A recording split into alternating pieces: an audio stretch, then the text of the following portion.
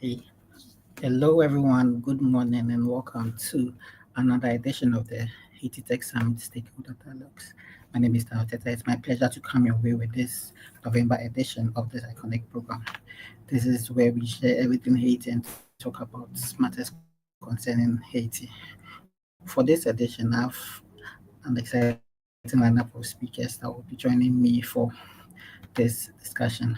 Remember that these stakeholder dialogues are monthly series that bring together leaders and influencers, as well as ecosystem builders from across the country and in the diaspora all year round to galvanize and mobilize the Haitian community towards a prosperous future for Haiti. For the month of November, our theme is strengthening Haiti's social infrastructure. And to help me digest this topic, I have these amazing thought leaders here. And this edition of this dialogue will focus on strengthening the social infrastructure of that underpins Haiti's path towards stability as well as growth. And we'll explore some investment solar cell systems and governance and community development and how these can build resilience and improve quality of life across the nation. So our panelists will be sharing these insights on how connected action between the public sector and the private sector um, and as well as international partners can help rebuild and sustain Haiti's social infrastructure for maximum long-term impact. So I have Bernadette first, as well as Alexandra Telford, and I'll be bringing them up to screen shortly for them to join me in this discussion. It's my pleasure to welcome both of them to the Haiti Tech Summit Stakeholder Conference. Welcome, Alexandra and Bernadette. It's a real pleasure to meet you today. Thank you. Thank you very much, my dear friend. We are so happy to be with you today, too. Thank you. Thank you, Stanley. It's a pleasure to be here today. Great. Thank you for joining. And before we kickstart the conversation, would like to get to know you in terms of what you do as well. So, as a way of introduction, I would like you to introduce yourself, and in doing that, you share the focus of your work. I'll start with you, Alexander.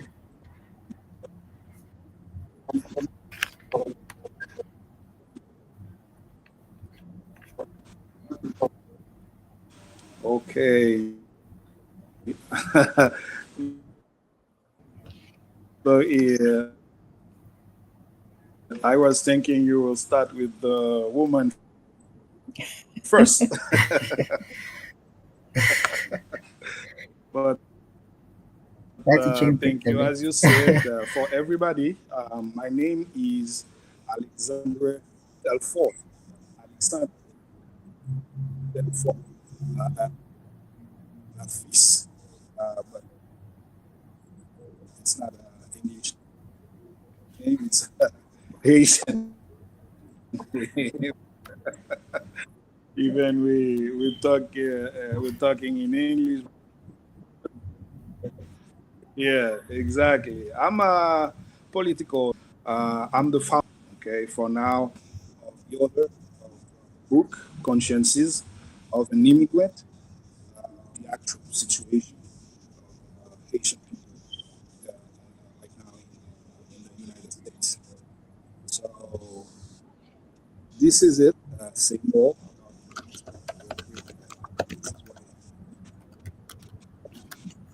Okay, welcome once again. Alexander, I think I'm struggling to hear you. I don't know if it's just from my end. You are breaking up a bit, so I was finding difficult to hear you quite clear. So if you would check your audio and then we can try that again. Uh, you didn't hear me. Sorry. So you didn't hear me No, very it's well. it's breaking up.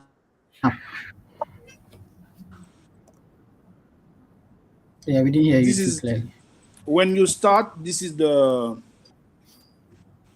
Hmm? I don't know what happened because I'm on Wi-Fi. and I hear you very well. I don't know what happened with mine. Now it's better. But before Okay, that, I we think we can couldn't. hear you. Yeah.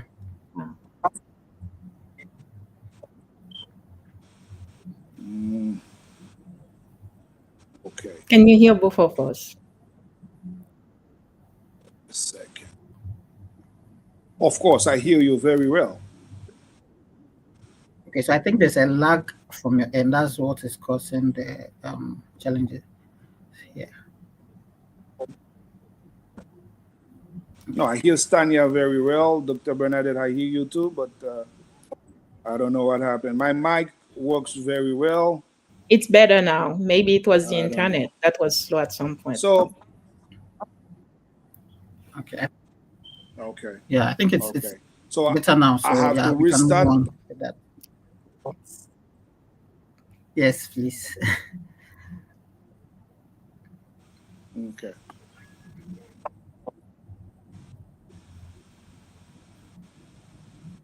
It's gone again. I have to Yeah. restart presenting myself, right? Yes.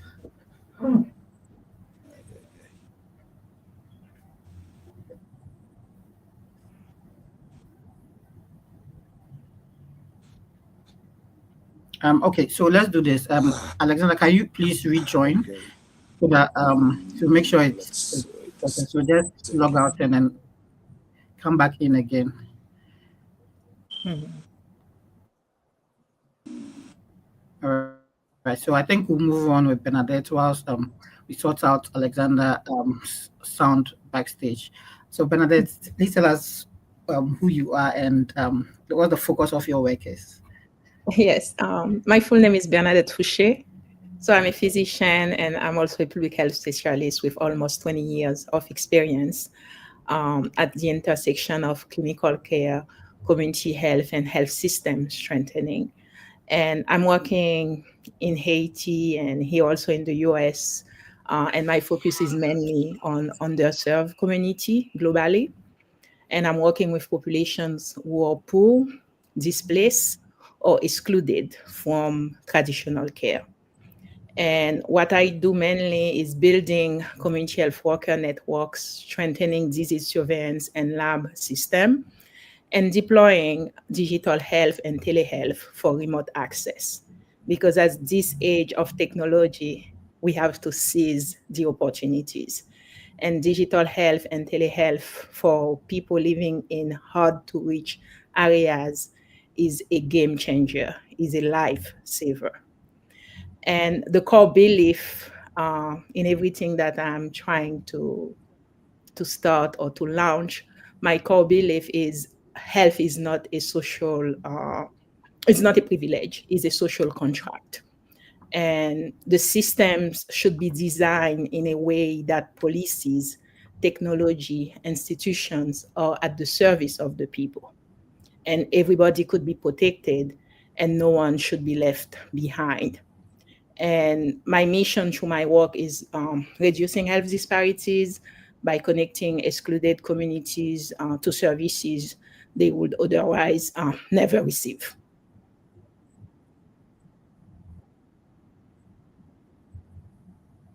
Okay. Great, great. Thank you for joining us today, and we know we have the right person for this discussion.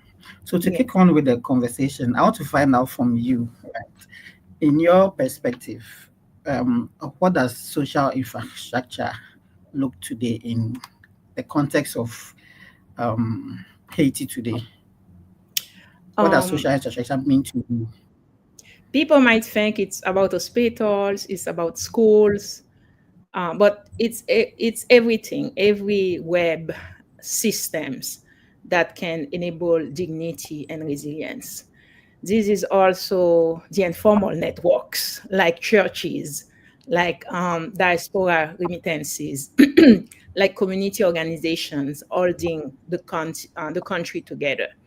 This is also all the influencers, like key people helping the community as a block, understanding key challenges, understanding bias, and I would say everything that turns population into a community that can withstand shocks. And we know in Haiti, we are dealing with, sorry, can you hear me? Yes. Yes, I hear you. Yeah. We are dealing with all kind of issues, like when it is not outbreaks due to a specific germ, this is a hurricane. When it is not a hurricane, this is earthquake. When it is not earthquake, this is all the concerns with gangs in Haiti. So every web of system that can hold people together, it's what social infrastructure is in Haiti, I should say. Okay. All right. Thank you for sharing your perspective on that. Welcome back, Alexander. And I think it's better now. So we'll have you introduce yourself so that those that couldn't hear you earlier could hear you now. Okay, let's see if you hear me very well first. You hear me now? Yes, it's clear. Okay, great. Thank you again. So maybe it was an internet connection problem. So I told everyone, my name is Alexandre Telfort, and it's a privilege to be here among such dedicated leaders as Dr. Fouché. Yeah, as I said, I'm a political scientist and a social entrepreneur, and I'm the author of the book Consciences of an Immigrant. And I said too, I'm the founder of the Renaissance Project. It is a framework dedicated to Haiti's moral, institutional, and socio-economic reconstruction through what I called the Renaissance of the stable government, assassinated October 17th, 1806, with the first founder of our country. Yeah, so essentially, I work at the intersection of innovation, systemic change, and youth empowerment with the intention of helping my generation pass onto future generations the leading cultural and sporting power of the hemisphere in 29 years. So this is a big dream. So my work focuses on three main areas. It is strengthening governance and public institutions, mobilizing youth and the Haitian diaspora, and developing what I call a new civic culture based on discipline, accountability, and transparency. So this is it. Thank you. Great, great. Thank you for joining us. And I was sharing with Bernadette earlier that I think this panel is very suited for the topic. Both of you have a blend of experience. As you joined us, Bernadette was sharing her perspective on the context of Haiti in terms of infrastructure development. I also want to find out from you, what is your perspective of infrastructural development, or what does social infrastructure mean to you in the context of Haiti today? First of all, let's say it like that. It's dignity for all.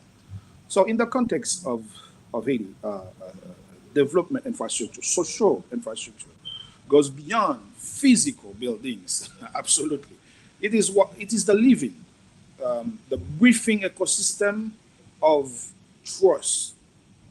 You know, it is social systems and human capital that allows a society to function and thrive. And to be more clear, it is the health clinic that a mother trusts to take her child to. The school that provides not just instructions, not just lessons, but also a safe space, and a meal. It is the local government that is transparent, responsive, and two, the community network that provides support in times of crisis.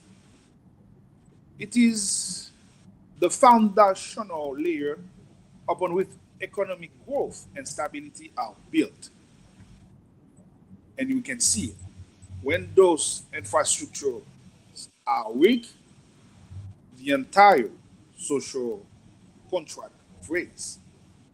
So, in a Haiti current context, it rests on four pillars: functional public institutions, health and education systems, community cohesion or social cohesion, and trust between the government and the citizens.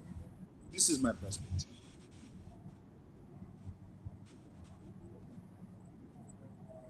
Okay, great. Thank you for sharing your perspective.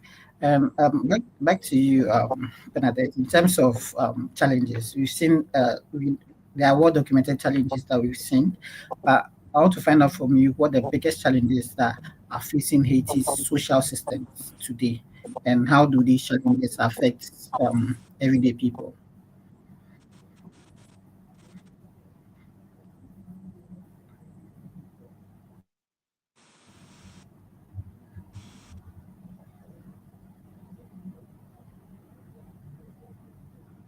I think you are muted. Yes, thank you. The biggest challenge in Haiti right now is insecurity, and I think we all know it. And when you are not on the ground, or when you are not in places that are dealing with gangs violence, every phone call is putting you under a lot of stress because you don't know what kind of news that you're going to get.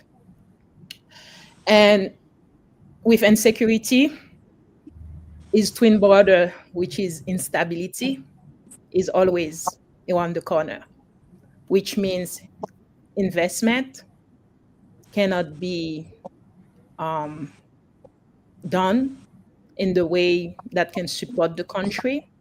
Schools cannot function in the way that they are supposed to function, which mean kids also are under a lot of stress and they are not getting the guidance that they need. We cannot train the future generations for the country. Health workers cannot circulate the way they want. Employees at different levels, um, even within the what we call the informal sector, like small street vendors, they cannot be in the streets seeking money, seeking life to support their family. They cannot because of the insecurity and the instability that is resulting from it. And the other issue also, as I said, we cannot have investment, but there is a chronic underinvestment in Haiti. Like if we look back to the early 80s, and I would say we can go even back than early 80s, we don't have any major investment in Haiti. We didn't have any major like physical infrastructure projects in Haiti. And the other concern that I have is when some people decide to qualify Haiti as the Republic of NGOs. And this is what we are seeing. We have a lot of NGOs all over the place. Some of them are not even officially registered with the government of Haiti. And they have their own mission, they have their own agenda, they have their own funding, and everything is so fragmented. So we don't have any unified uh, project for the country. We have parallel project. We don't have any integrated long-term systems being funded by any of these NGOs.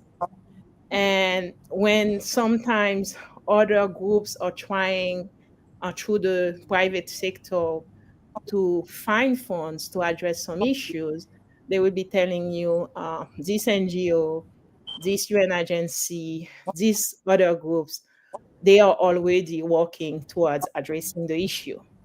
And year after year, decade after decade, we are still in the same mess.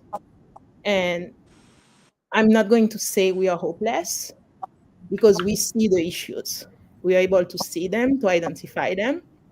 And I'm grateful, I'm hopeful by for platforms like Haiti Tech Summit, by bringing people together, you are making more networks. And by having networks, we know it. And this is a mathematical um, model. They call it the 6 degrees of separation. The more people you have in your network, the more resources that you can put on the table. And it's easier to address any issue. And the poverty that we are dealing with in Haiti, this is the most excruciating part. Because as a mother, when you have to put on off the possibility to send your kids to school because it's too expensive for you. So you have to choose between feeding them and sending them to schools. You have to deal with your pain, your health issues, in order to take care of your kids' health issues because they become your priority when you don't have resources. Like we have impossible trade-offs when it comes to poverty in Haiti. And we like to say that Haitian people are resilient, but how long are we going to cool on this? How long are we going to test the elasticity of the resilience? And when are we going really to come together and do something for this entire population? Because we have moms, dads, kids, they are suffering. And it's it's um it's on all of us, like all the kids of Haiti, to really come forward and do something. Because hope is still alive. And I still believe that we can have the Haiti that we have been dreaming about. And it could be like a safe place for everyone to go and to strive. Well, Yeah, I agree with that. Hope is still alive, and we can still have the Haiti that we all dream about. How about you, Alexander? What do you see as the major challenges that affect social systems in no, Haiti? listen. Dr. Fouché said it all. Um, the the only thing I can say is that we need to see that those challenges are interconnected and they create what we call a vicious cycle. But the reality is the most pressing, as she said, that we have a failed state. So the state, the government we have right now cannot afford um, the situation, the crisis we have right now. And we have the crisis of security. This is, for now, the primary challenge without security. As you said, health workers cannot reach clinics, teachers cannot get to schools, and entrepreneurs cannot really open their business. And we have this lack of trust in our institutions, our national police, or army. So we have an entire system paralyzed. So we have the humanitarian crisis. We have a lot of people suffering. They are not, they are not, they cannot see or imagine a better situation, a better life where they are right now. It's a shock, and as you know, already we didn't have the basic services, and right now we can talk about the breakdown. So for the everyday person, this means like we know it. We have a mother dies in a childbirth because the nearest hospital is inaccessible or under equipped. It means a generation of children is losing out on education. You heard the minister of education. So we face like a long-term deficit in human capital, you know. So it's like w- remember the first 25 years are very important for each century in the life of a nation. Remember, from 1806 to 1825, what happened? And we lose all the 19th century. It happens again in the 20th century. Between 1904, we should celebrate when we should celebrate our first century as a nation, as a free nation. In 1925, what happened? We killed again, we assassinated again a president. We see the Marines came, occupied us, take our reserve, gold reserve, everything. And then we lose our 20th century.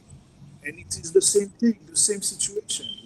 We see a president assassinated again, and we see what this crisis means today in our life, our everyday life. And the biggest thing is we don't see how we're going to win this 21st century. This is what I call the Renaissance. It's like we are, for now, in our arches. So from those arches, as Dr. Fauci said, we need to rebirth as our king, Henry Christoph said it. Rebirth our Louis from our arches because this is the situation right now. And this is why I talk about Renaissance. Okay, thank you for that. And back to you, Dr. Fauci. You talked about the health sector, and it's some where you have interest and you're passionate about.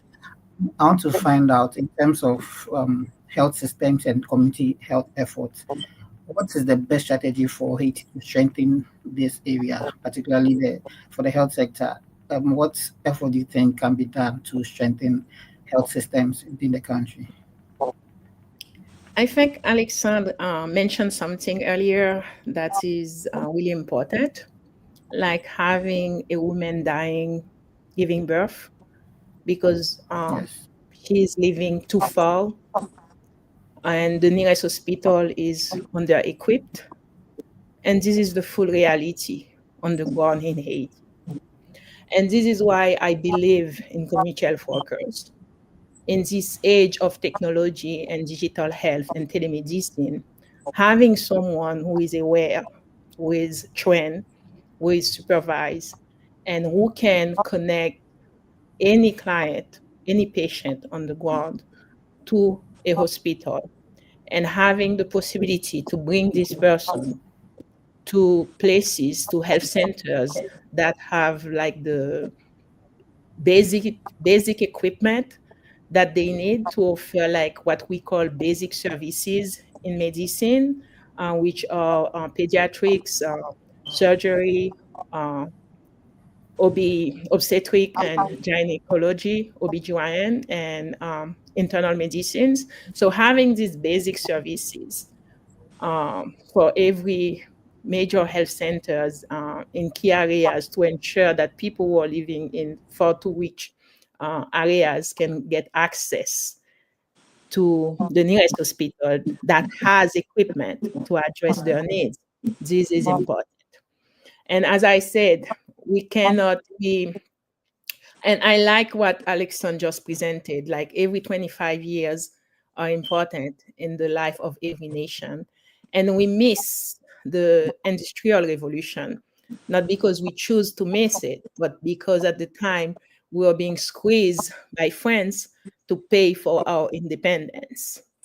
But we cannot miss the technology revolution, because missing this technology revolution will mean killing directly or indirectly many of our fellow citizens in Haiti. So we really need to embrace technology, like within the health systems, invest in community health worker. Like if we really need to help Haiti right now, invest in community health worker, invest in emergency preparedness specialists, because we saw it during the hurricane season. We saw it during the earthquakes. We saw it back in 2010. The primary people on the ground who were helping the victims were our neighbors. So if they have the proper training to address the needs in times of emergency, we will be able to save more lives. Because I know many, many friends, I still have them in my life today, because some neighbors were able to step in after the 2010 earthquake and help them out and get them out of the collapsed buildings and put taking care of their ones and bring them on doors, on tables to the nearest hospital. So we really need to build capacity locally, to invest in key first line workers in Haiti, like community health workers, invest in digital uh, health, invest in telemedicine in Haiti to make sure that we are helping our people, our fellow citizens. And we really need to design all this by putting the communities at the center. We cannot be saying that, oh, I'm thinking about putting a project for women in Haiti about health, and not having women from Haiti at the table, from all these hard to reach areas at the table, helping you design what they need to address their needs. We cannot have talking about projects for people with disability without having them at the table. We cannot be talking about any vulnerable population or underserved community without understanding their needs. And it starts by assessing these needs and making sure that at the intersection of key human resources and technology, we redesign the health system in Haiti so every person can have access to care. Because as I said at the beginning, it shouldn't be a privilege. It should be a social contract, and no one should be left behind. And this is one thing that we are seeing over and over and over when systems are being designed in terms of policies, in terms of institutions, in terms of technology. You really need to put equity at the center and making sure that every person can have access. Great, great. Thank you for that submission. Back to you, Alexander. In terms of, you mentioned this earlier, and the doc has also mentioned the role technology can play in these roles, but I want you to highlight some of the roles that technology can play in improving health, education, and governance within the country.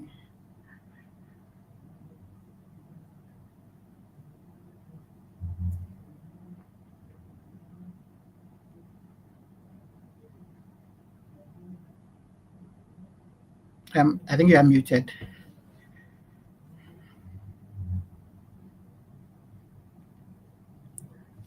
Alexander, you are muted. So we can hear you.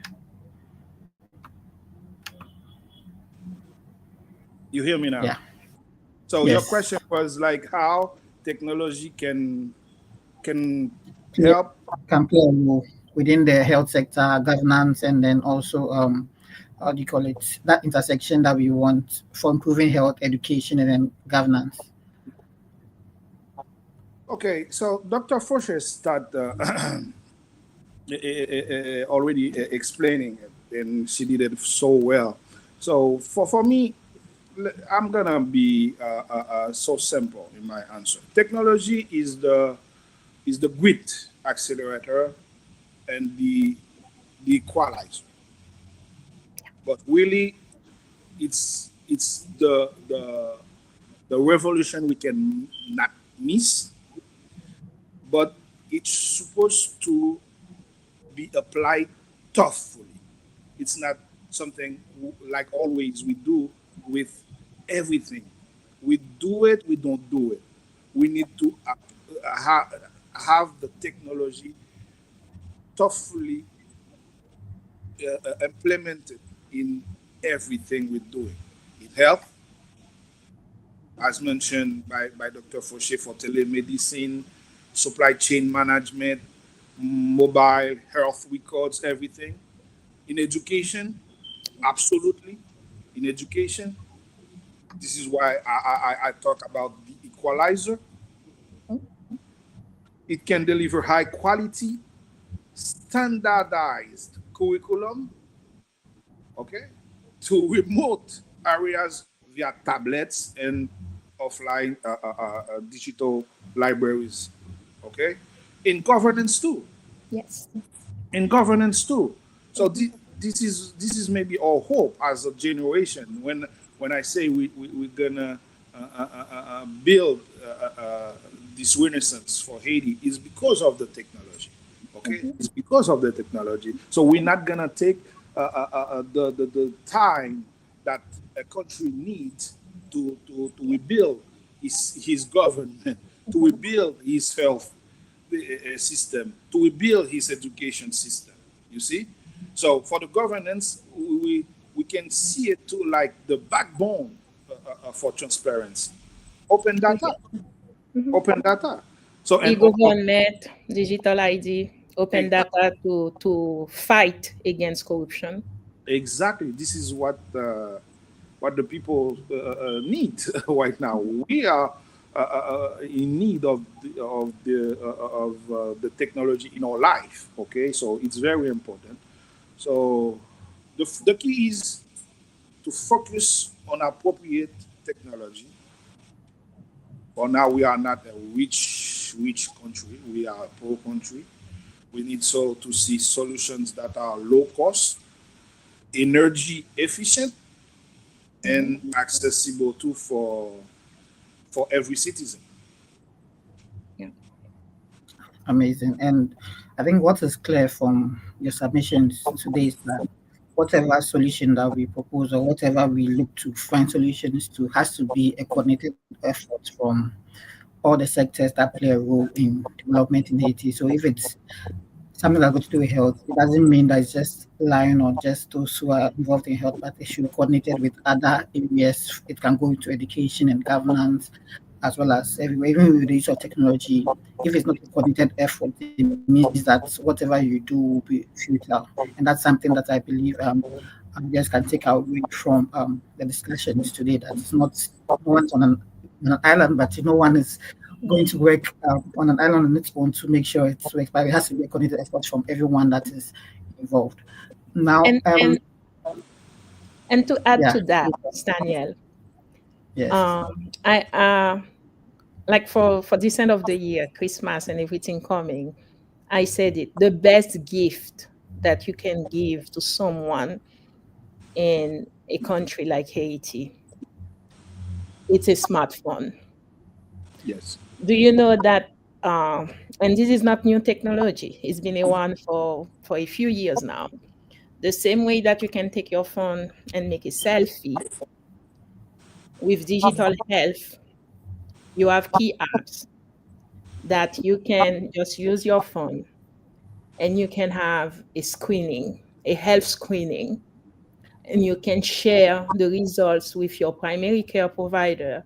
And if there is a need, to bring you to the clinic or to the nearest hospital so they can do it.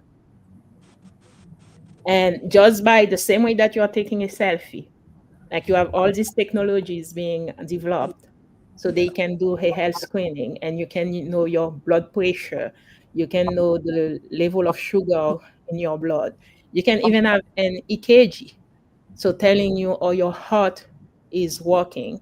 And if there is any issues, they can bring you to the nearest health facility. And some of them also are like being developed right now. They can even tell you if there is a need to do more testing for Yeah. some types of cancer.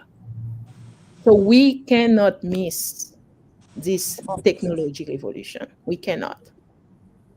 It's Yes. about saving lives in Haiti, and we can do it. And my biggest concerns used to be brain um, exodus from Haiti, because we have so many professionals who had to leave to remain alive because of the security concerns and all the instabilities and kidnappings, you name it. But what COVID taught us, it doesn't matter where you are. No. If you want to be part of the solutions, you can. If you want to continue to train people on the ground, you can. If you want to put your brick to the foundation of this new Haiti, you can. It's all about networking. It's all about putting your knowledge, your time to the service of others. And we owe that to Haiti. That's Yes. great. Really amazing. I think for this next question, I think I have an idea of how we'll go based on how your submissions have been today. But I also ask, what should be Haiti's top priorities over the next 5 years? It can be 10 years, but let's start with 5 years. Then we can pick up for the following years. I'll start with you, Alexander, on this. No, for the first thing is restore security and the rule of law. So we cannot pass this. So we need to restore security and the rule of law, so we can have a stable government, and this stable government can start reforming the government. Okay, um, we found our economic system. We built our health,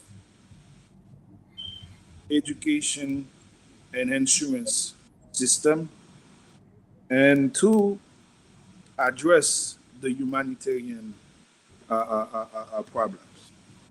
So this is it.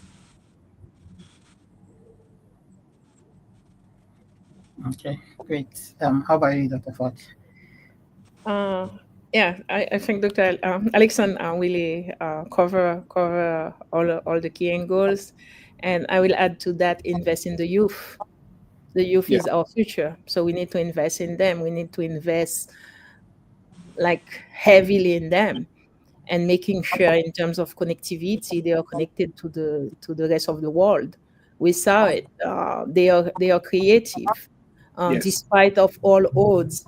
They are trying to make it, and it's extraordinary.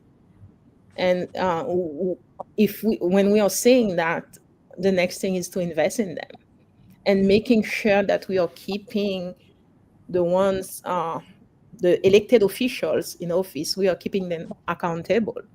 So when money is coming into the system for the education, for the health system, so we really need like this transparency and seeing that this money is being used wisely and with accountability.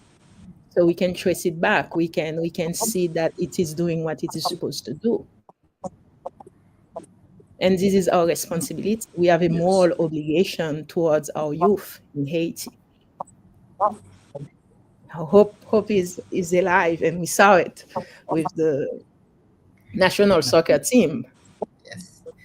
Yeah, It yeah. was really exciting. It was really exciting. Yeah. So as we wrap up, and I just want to I want us to give advice to leaders of organizations or also government leaders that want to make a difference, right? What advice would you give to leaders or organizations that want to make a difference? Some young people that want to make a difference, but they seem to be burdened by everything that is going on. So, what kind of advice would you give to them? And back to you, Alexander. Okay. Oh, okay. For me, listen. You asked me the question, but I don't really in a position to advise leaders. I'm in a position to take action and then to talk to the young people, as Dr. Fauci said. Right now, I'm promoting the Renaissance Project, and we talk about the youth in power right now. Okay, so and we are building a platform. It's like we call it the Renaissance School of Governance, Renaissance École de Gouvernance, to prepare those leaders. Because honestly, we think that we need our generation to step up and take our country back. For me, it's non-negotiable. So this is what we are doing right now. So all we should advise the leaders. We know that they won't listen to us. So we need to do what we had to do a moment ago.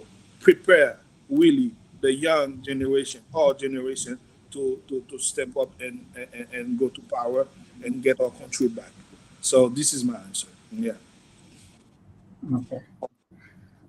And Alexon started his talk with like the keyword listen. I think leaders in Haiti really need to listen to the youth, listen to the communities, talk to the workers, listen to them, so they can think systems instead of projects. They can understand better the leadership that they have instead of relying on NGOs, instead of relying on UN agencies. They are elected for a reason. When they are in key elected positions, when they are in leadership positions, they are in these positions for a reason. They are supposed to lead. And leading shouldn't be leading us in chaos.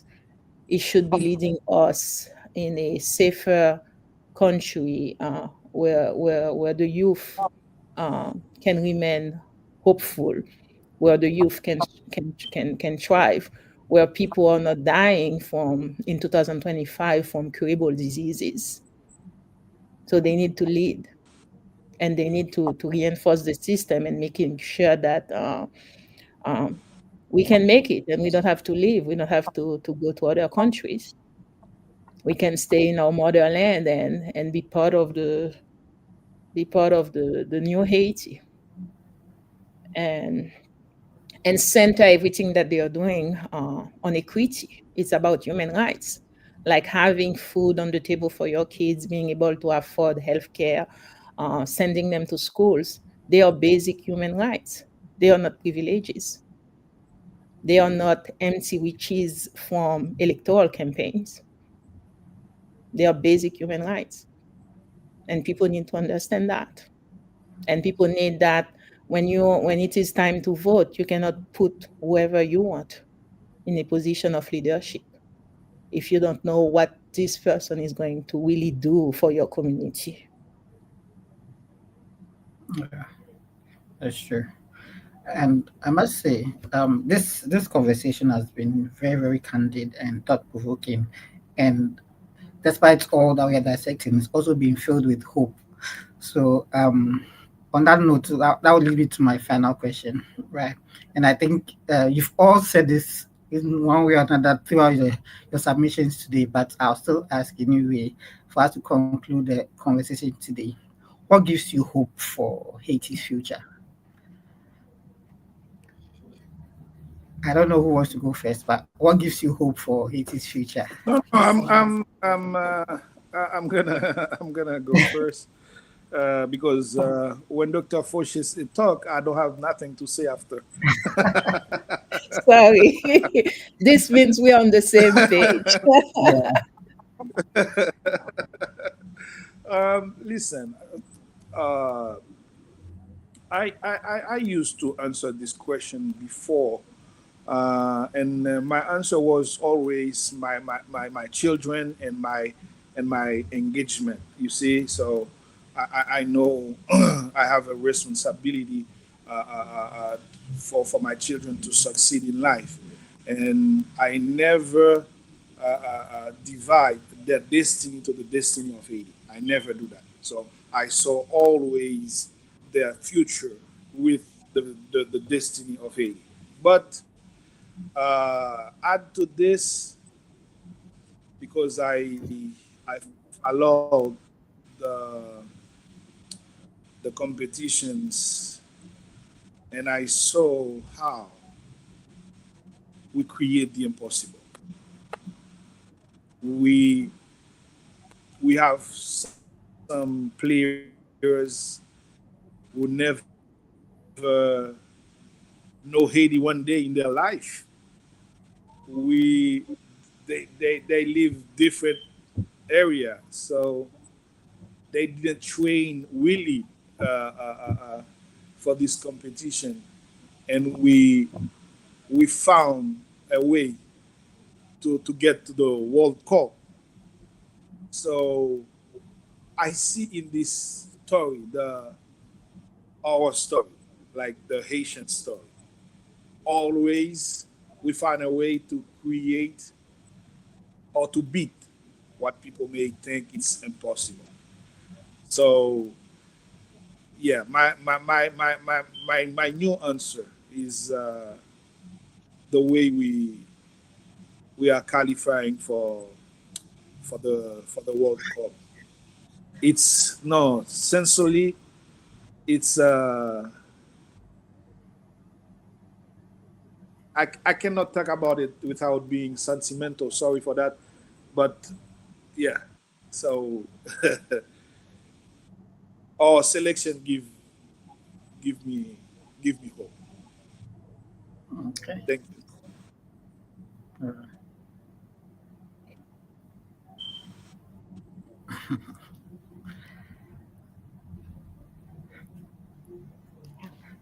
No, yeah, I should say like the soccer, national soccer team, and seeing our youth, young people building startups, having community health workers reaching to patients in hard to reach areas where they have to walk like hours to reach these people and making sure that they are getting the basic care that they need.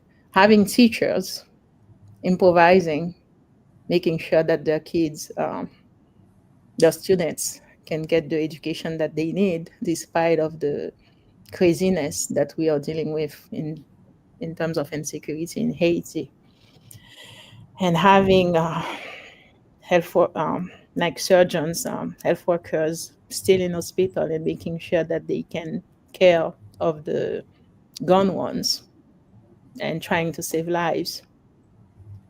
And I'm grateful, like I said before, for a platform like Haiti Tech Summit.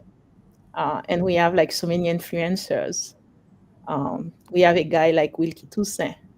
If you don't know about his story, just hope on his TikToks, so you will learn. You have someone like Madame Apollon, like a Zuzu, but she's addressing like a lot of social issues in Haiti by making you laugh. But hey, you can still think that is it okay if I have staff at my home helping them to exploit them? So they are pushing you to question like so many things in Haiti. We have like so many, like Cantav, like Zizi Comedy, Mrs. Jerome with no filter, like pushing the boundaries and making sure that subjects like the sexual exploitation of young kids could be discussed and addressed. And even someone like Prophet Mackinson, I love this guy, like making sure that people, if you're not educated, but you can fully understand what churches mean and what social groups mean. So we need to look after each other. We need to help each other. We need to lift each other and not exploiting people around us, not exploiting the most vulnerables among us. So I'm hopeful. I'm hopeful. And yeah, the soccer team is just one big spotlight that Yeah. hope is alive. Hope is alive. And we need to continue what we can do best. Um, Building bridges, having networks like this, a platform like this, and making networks, bringing the resources at the table, and seeing the change that we want to see. And Great. I think we are all proud to be Haitians. Yeah. Yeah. Um, that's a great way to end the conversation today. It's been an amazing time with you both, and thank you so much for your time and your sharing your candid opinions about everything that's got to do with Haiti. And I must say, for the resilience I see in Haitians is something that gives me hope as well. That definitely things will get better. With the national team, on the day they qualified, I mean, it was just amazing on social media. Everyone was so excited. I saw the youth all over. It was really, really great. The excitement was palpable and it was really infectious. So that shows you that once things get going the right way, everyone is going to jump on board and then move forward with their coordinated effort to make sure that we get the new Haiti that we all want. Thank you so much, Dr. Fauci and Alexander, for your time today. It was a real pleasure having you both on the session today. And it's always great having third leaders with us and influencers that have done so much and continue to do so much for the community. So thank you both so much for your time, and we wish you the very best, a very good end of year, and then wish you for a happy new year coming up with more excitement and hopefully bigger and better things to come for us and for the country as well. Thank you both so much. Thank you Thank very much. And thanks to all the team. And particularly thanks to you, Dr. Fouché. I'm so happy to discover the wonderful person you are. Thank you. And again, it's all about networking, so we should stay in touch. Absolutely. And it's just one Absolutely. dialogue. One Yes. dialogue Yes. I'll for connect me. you both in the email when I wrap up this month. Thank you both so much. Thank you. All right. Bye. So that was our panel for today. We heard from Dr. Fauci and then Alexander, all joining us and then sharing their candid opinions. I'm sure you agree with me that this has been one of the most inspirational sessions for the year, and it's a good way to um, end this conversation. So thank you so much for all who were able to join. Because we talked about the infrastructure development of Haiti, particularly the theme was based on strengthening Haiti's social infrastructure. And the panelists today shared the challenges and how things should go, the importance of innovation, the importance of networking, the importance of maintaining coordinated efforts to make sure that things get better within Haiti. So I'd like to thank both speakers, Dr. Benedict Fauci, who is a global health specialist, a certified environmental and occupational health specialist, and Alexander Telfo, who is also a political scientist, a magnificent one at that.